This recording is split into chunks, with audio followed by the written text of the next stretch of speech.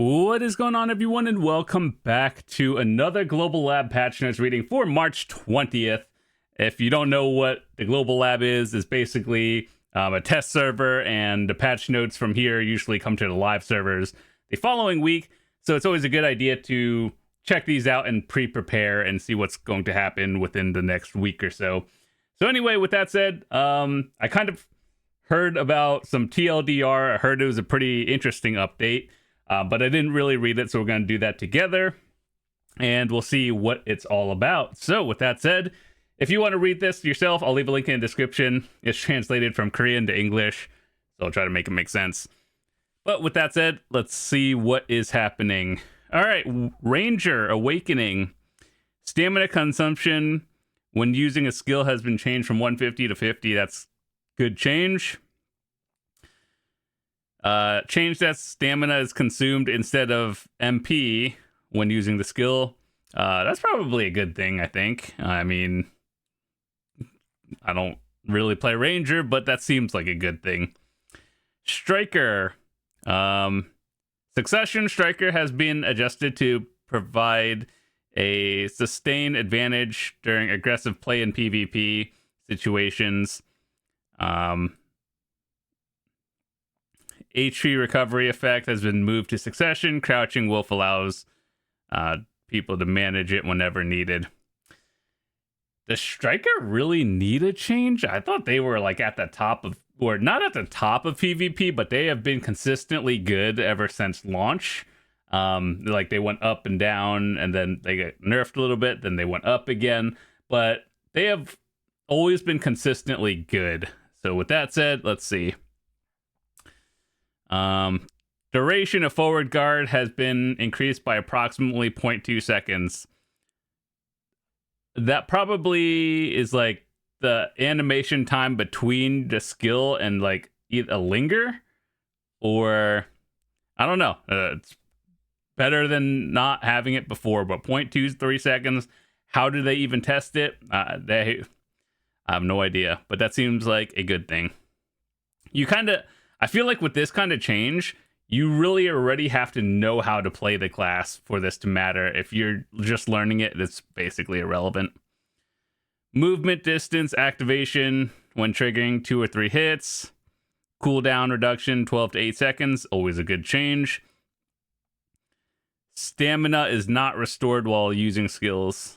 Oh, I see. Cooldown is lower, but stamina is not restored. Interesting. All evasion from 24 to 36 for 5 seconds. HP recovery from 46 to 200. I've talked about this in previous patch notes and balance changes. The way they could fix, health, like HP recovery across the board in terms of all classes is just doing percentage health. That not only fixes it for the current patch, but for future patches, because, in 5 years from now, who knows how much health people are going to have. Like currently we have between 8 to 13,000 most people. You never know, kind of like Final Fantasy, World of Warcraft, they kind of had to tone that number down because it was getting up into the 6-7 figures. And so like a percentage heal would actually just be universally more balanced across the board. Even if that number is like really low, they can make it equivalent. It would just be a percentage, which across the board, every class would probably benefit from that one. Let's see. Health is restored by 300 each time, up to 1,200, while 3 fighting spirits are restored. That one, once again, in the future, a couple of years from now, I can see this one being changed again. A percentage heal would actually just fix that. Cooldown reduction 13 to 8, good. The flow can be chained by just right clicking. Improvements for a smoother transition from skill to skill with the flow, good. Mystic. Strengthen the Succession Mystic in small scale PvP. Cool, let's see. Damage increase. Damage application, spirit consumption increased. Super armor has been added when using the skill. Good. Super armor removed. Not good, but probably deserved. Cooldown reduction 12 to 7. Always a huge change. Flowing better. Increased crit chance. Well, seems like an overall good change. Drakania. Dude, Drakania has always been one of those classes that has been like majorly tweaked up and down, so like you never know where it is in the balance. Like, you know, those tier lists that people make every time they do a balance pass for Drakania, it either goes up or down. It's never really just like, oh, it's a minor change, cool, but this is like a wide sweep of numbers and effects. Admittedly, I don't play Drakania enough to know really what anything is, but we'll just read about it. HP is restored regardless of maximum HP percentage. Changed. Succession skills to, oh, I guess it's like fire to the other ability, like dragon form and the other one. Recovery. HP. Once again, percentage heal would literally fix this problem permanently. It's a lot of HP recovery. Things that have been changed. HP recovery has been removed. When a skill effect has been triggered, skill specializations, cool. Awakening recovery numbers, flows, more hits. Forward guard to super armor. That's actually a good change. Character can rotate the camera, has increased. Huge change. And that's about it. A lot of HP recovery, a few protection changes. And let's see what else. A couple Ranger, Ninja, Drakania. Magician is probably either Witch or Wizard, one of those. We'll find out in the live servers. Remove the Godr-Eyed weapons. With this update, the Godr weapons have been, which serve as a gear progression process, will be removed. First introduced in 2022. I remember that. And yeah, it's basically easier to get 10 black stars these days and not go through the Godr. So I think this is a good thing. I also, you know, this is one of the things I kind of heard from other people is like, oh, they're removing Godr. And I was like, thinking about it was like, is there any way they can incorporate that change into, instead of deleting it? And then realistically, I don't think the answer is yes. And I think realistically, just removing it from the game would probably be the best outcome. Back in the day, if you haven't played in 2022, basically, the reason why this item was created was because people had 10 black stars. That was considered like the soft cap. And then people who had 10 black stars were either super carried. It's kind of like in, how do I explain it in this day and age? People who have like Nov and Deck sovereigns were the people who had 10 black stars then. And then for everyone who is like Oct and under, we had like 10 black stars. So basically, now, like, Godr was used as a stepping stone. It gave you some stats along the way to get to your Pen Black Star, but it's kind of irrelevant now because they just kind of give it away through Fugar quests, Olvia Academy, just playing the game naturally, level 61 rewards and everything. So, yeah, Godr weapons are no longer functional. I can list off a lot of other things that are no longer kind of relevant in the game in 2026, but that'll be a different video. So yeah, I couldn't think of any other uses for that. Like, I was thinking, what if people just melted it down for, you know, some other thing? Maybe, I don't know, do something with it to improve your sovereign. But I was just like, no, that's just too much work for newer players these days. Just get rid of the item. It's probably for the best. And so, yeah, if you're a new player, you don't have to deal with this beginner trap anymore, and no one should get baited by Godr. It wasn't really even good back in the day. The enhancement cost was like double, so like I understand how it was relevant before, like 4 years ago, but nowadays it's just completely irrelevant. Okay, so if you currently have one, you're probably gonna get any of these plus a tet plus X amount of billions of silver. If you have a pen Godr, you're gonna get a pen black star. It just gets converted, and then all the other drops from, I think all of these things are from like Hex Sanctuary or Elvia Calpheon. You use these to upgrade the Godr weapons. No one has really done that in the past 3 years, but yeah, just these just get converted into silver. It's probably for the best. If you have that plus like the Garmoth heart or the Karanda heart, whatever, you just get the item returned to you as well as all this. So I think that's fine. I mean, I don't know how much. Let me look in game. Let me see. Let's look at Godr. I wonder. Oh wait, these are 10 bill. What in the world?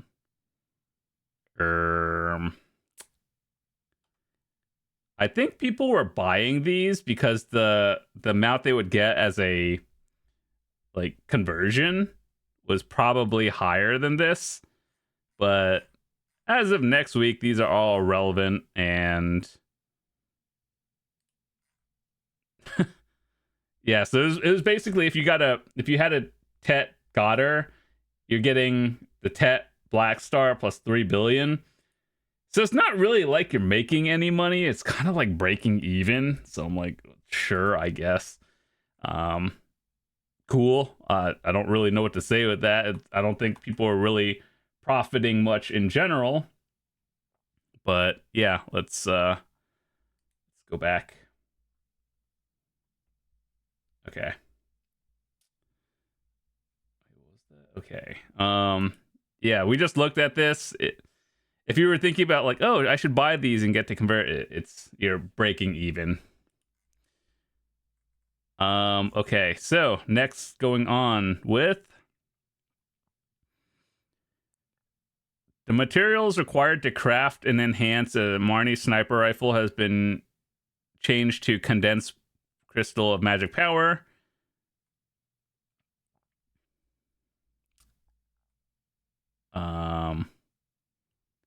It's probably more modernized now to upgrade it instead of what it was before. That's probably good.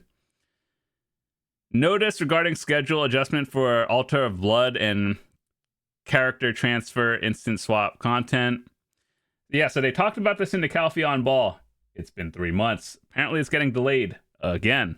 So anyway, I guess like at this point it comes out when it comes out. I have not really heard too much about it. All I heard was from the Calpheon Ball they're revamping it and then bringing it back. I'm like, cool. And then 3 months have passed from then, and I really haven't heard much since then. So I'm like, okay, cool. I'll try it out when it comes out. Black Energy Floodland. This is the new Edania Group spot. I have a video that I did recently, and then you guys can watch that one to see what it's all about. But anyway, energy condensed defeating monsters has been increased by 50% BSR, and the bosses spawn earlier.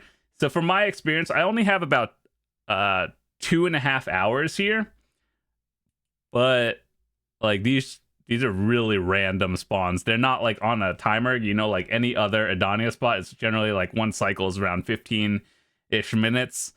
And yeah, these are just literally random. It just happens when it happens. You could go, you know, half an hour without one. You can get like 1 and 2 of them in 10 minutes. Who knows? More trash loot compared to before. To prevent the black curtains being drawn together, the positions have been slightly adjusted. Dark energy to appear faster. Enslar has been improved to recognize enemies' attacking source.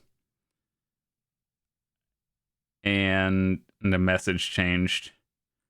Honestly, if it's getting improved, that's a good thing. I think it was a cool idea for a group grind spot. It's just like a lot of the stuff they come out with, I am already above the curve, so I'm just kind of doing it just for the sake of, oh, I'll show you guys how to do it. But anyway, 8, 9, and 10 bosses have been added to Morning Light. Ain't no way they're adding this one. I've already done these. There's no way I'm doing the old 8s, 9s, and 10s anymore. You know what, Pearl Abyss? You know what you should do if you add these kind of updates? Do a retroactive change. So if you've done these before, then it should be good.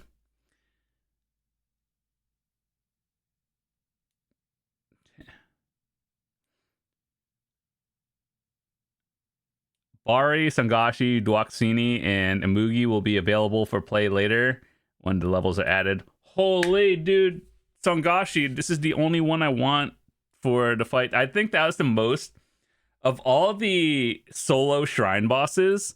This one is probably the most balanced one that it feels like if you messed up and got one-shotted, you feel like you deserved it. All the other ones is just like, oh, you just didn't iframe it, so you get clapped. Or there's no mechanic that you didn't see coming at you invisibly. Sangashi is actually the one that felt the most balanced to me of all the bosses that I've done. So, excited for that one. Duaxini is a very difficult one. So is Imugi. Like, if you can do it, that's amazing. You're probably ahead of the curve, but those are very difficult bosses. Olvia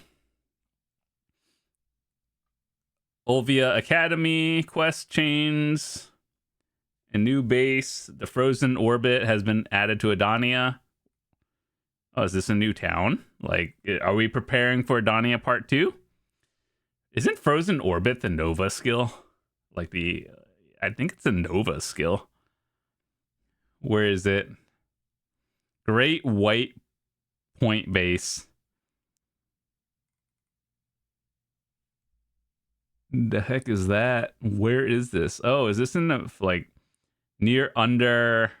Oh, okay, so this is the elephant hunting spot, and then the spot has been slightly above it. What in the world am I looking at? We'll figure that out next week. New node or town. Very cool. Adventures that ships were being used to rapidly destroy annex building and node wars and conquest. Ships were being used to destroy the forts. Hey, you know how to solve that problem? Don't place your fort next to the water where cannons can, ships can ram into it and shoot it. It's kind of funny though, and we're not gonna lie. Okay, so I do like the idea that this can happen because, like, yeah, if you're using the boat, that's like a strategy, I guess. And I think that should be fair play in the game. I just think it's kind of funny that, that was over damage or something. So anyway,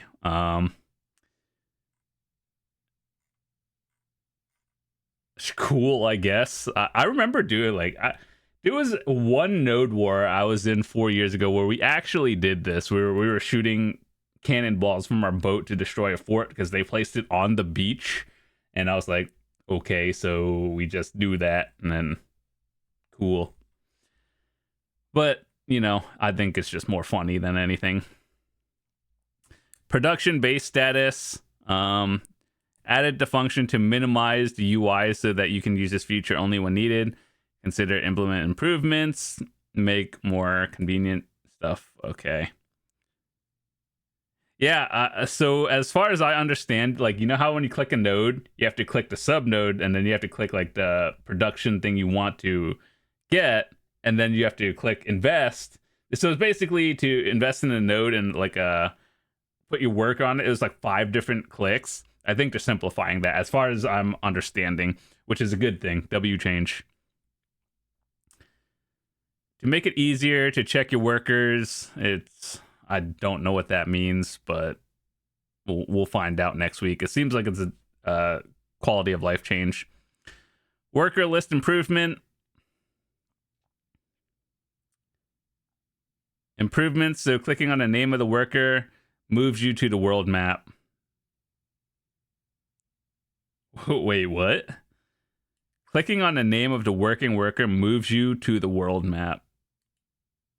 Oh, okay.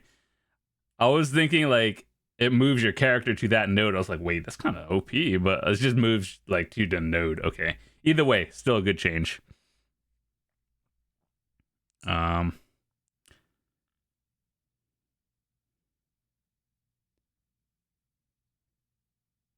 then the work, like the food action is working as intended. Character switching UI, like when you're transferring a character from point A to B, I think it's UI is just making it a lot easier and more obvious, I think. Guild boss hunt list UI has been revamped.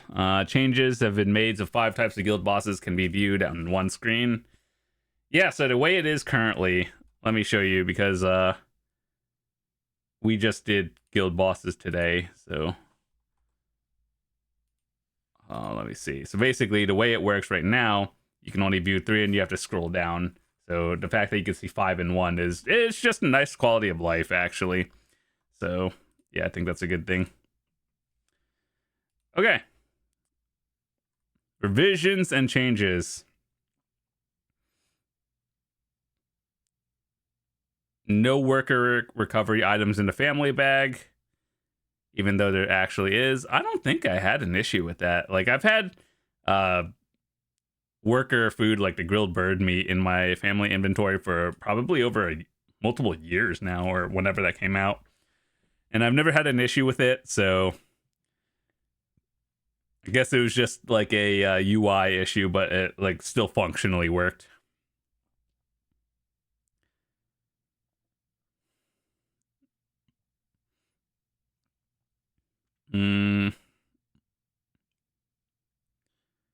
Some of the attack skills of the Orbita failed Edania Awakening Valkyrie have been more natural animations. Okay. More titles. Ataraxian. NPC movement. NPCs.